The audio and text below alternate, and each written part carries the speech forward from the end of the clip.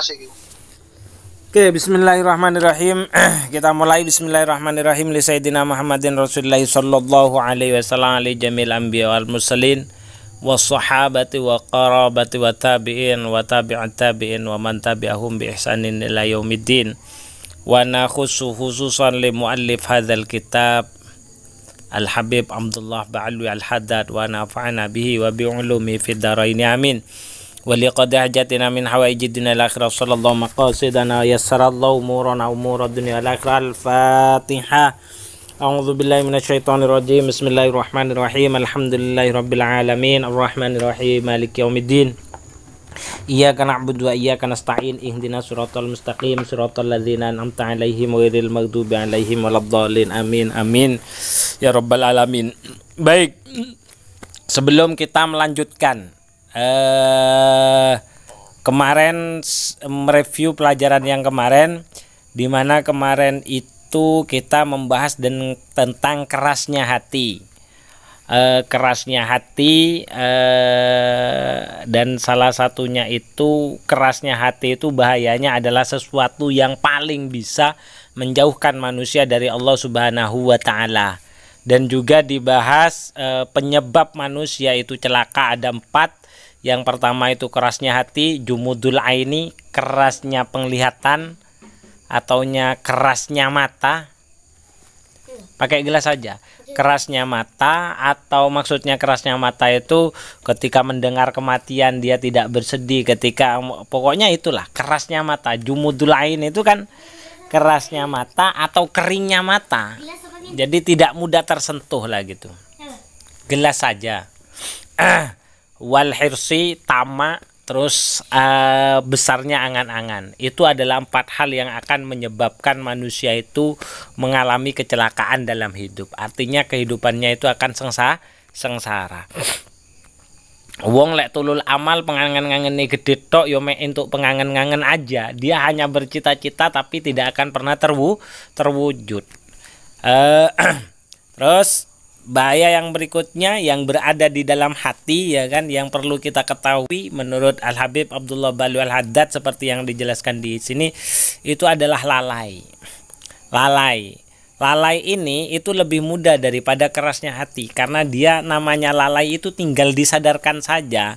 Dia bukan tidak peduli, dia peduli, hanya saja perlu untuk diingatkan. Penyebab lalai itu salah satunya dikarenakan hatinya itu sudah kadung terpaut dengan kehendak atau keinginan hawa nafsu, sehingga itu yang menyebabkan hatinya lalai. Nah, berikutnya ini kita akan menjelaskan tentang waminal ghaflati, bentuk-bentuk daripada kelalaian yang bisa jadi ini merupakan sesuatu yang kita sering lakukan, cuman kita tidak sadari kalau ini bagian dari sesuatu yang sebenarnya itu sudah masuk pada kategori lalai. Yang dalam hal ini adalah apabila kita biarkan hal ini terus-menerus, maka lama-lama hati itu akan menjadi keras. Kalau sudah menjadi keras, dia tidak lagi menerima petua, dia tidak lagi menerima nasihat, maka di sanalah awal manusia itu menjauhi jauh dari Allah Subhanahu wa Ta'ala, yang akan menyebabkan kehidupannya celaka. Bisa celaka baik di dunia ataupun kelak di akhiratnya. Nah, pada pertemuan kali ini kita akan membahas tentang macam-macam bentuk kelalaian.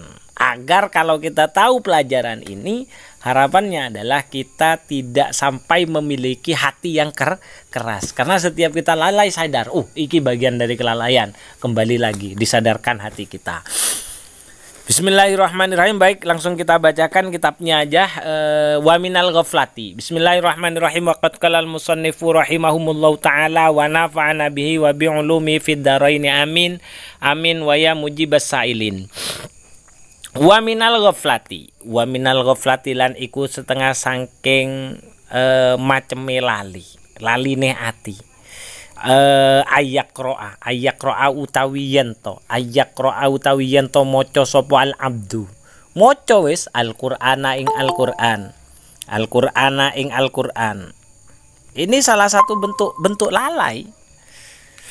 Itu moco Al-Qur'an itu masih bisa lalai. Ayakra yen to moco sapa al abdu kawula Al-Qur'ana ing Al-Qur'an.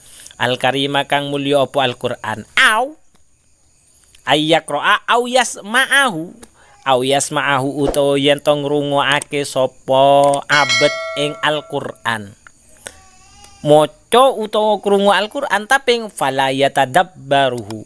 Fala yatadabbaru. Dabbara yudabbiru. Tadabbaro yatadabbaru fala yatadabbaruhu tetapine ora angen-angen sapa abet ing Al-Qur'an. Tafahama yatafahamu wala yatafahamu ma'anihi wala yatafahamu lan ora amri faham ma'anihi ing pira-pira maknane Al-Qur'an.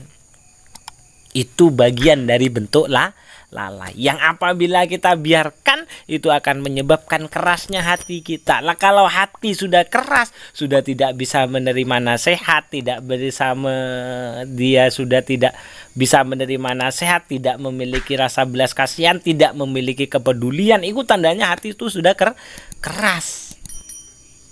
Nah, itu yang akan menyebabkan kehidupannya itu celaka baik di dunia ataupun akhirat. Maka kenali bentuk-bentuk kelalaian hatinya dulu. Jangan sampai keras, kan lali tok ndang diperbaiki. Salah satunya ini. Jadi bagian dari bentuk kelalaian adalah ketika kita membaca Al-Qur'an, ya kan? Tapi kita tidak bisa mengangan-angan apa yang kita baca dan tidak berusaha untuk memahami maknanya.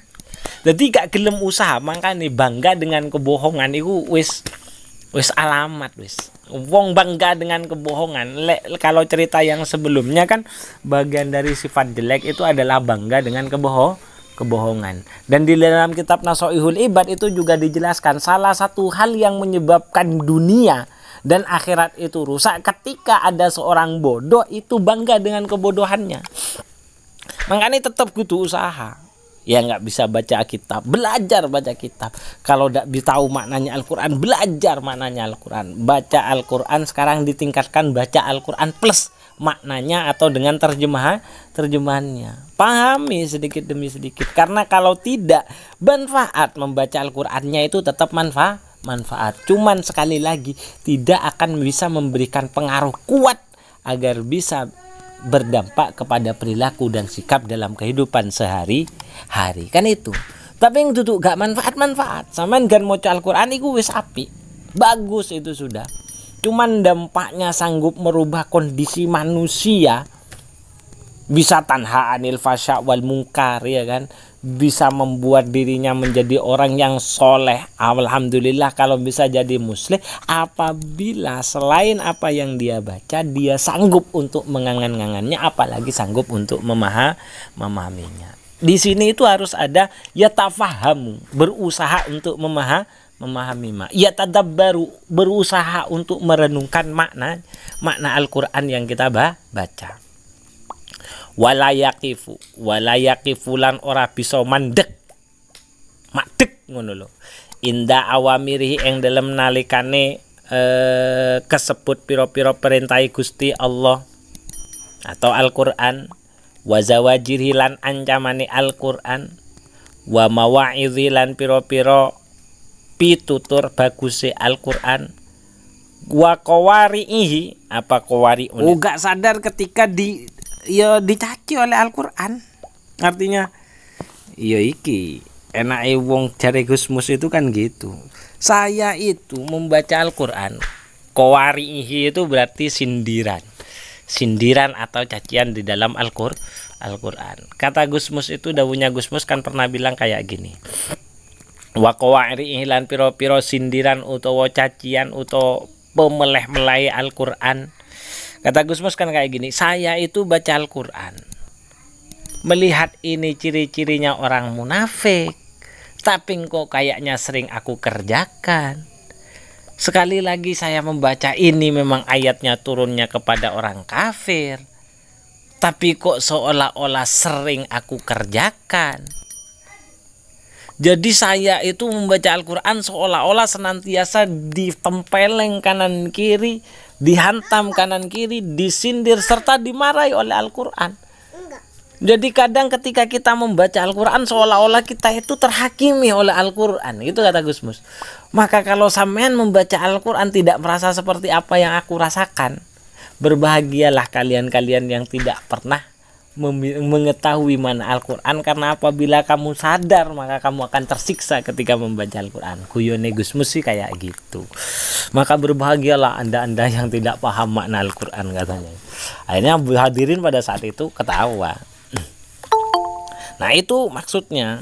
Jadi kewari'i, jadi kuwari'i ketika ketika membaca Al-Qur'an kita yang sama seperti kita, wal asri innal insana lafi khusrin illal ladzina amanu wa amilus solihati wa tawassaw bil haqqi wa tawassaw bis sabr, seperti itu. Wal asri, demi masa. Gusti Allah sampai sumpah demi masa, kan seperti itu. Masa itu, waktu itu adalah sesuatu yang paling penting. Tapi ternyata sering kita lalaikan. Lelek sadar kudune awak iku tenanan njogo waktu. Nah, sama seperti itulah.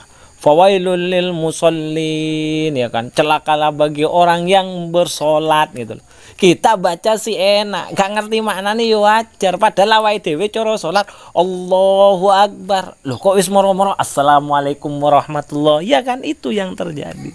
Lah kita tidak pernah merasa tersinggung dengan bahasa Al-Qur'an ya karena kadang kita tidak memahami maknanya.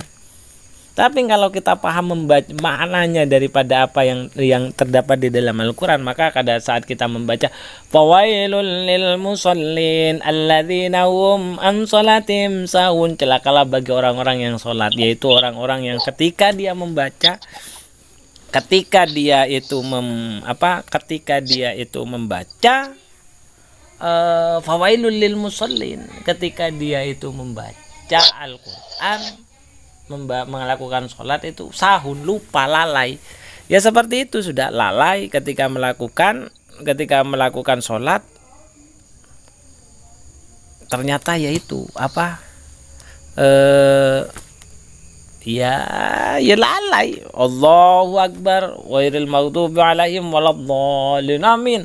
Tiba-tiba yang kita rasakan, loh kok wis salam. Nah itu namanya lalai dalam melakukan sholat, dan itu celaka orang-orang yang sholat.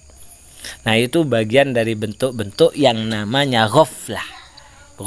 Nah itu jangan sampai terjadi, terjadi.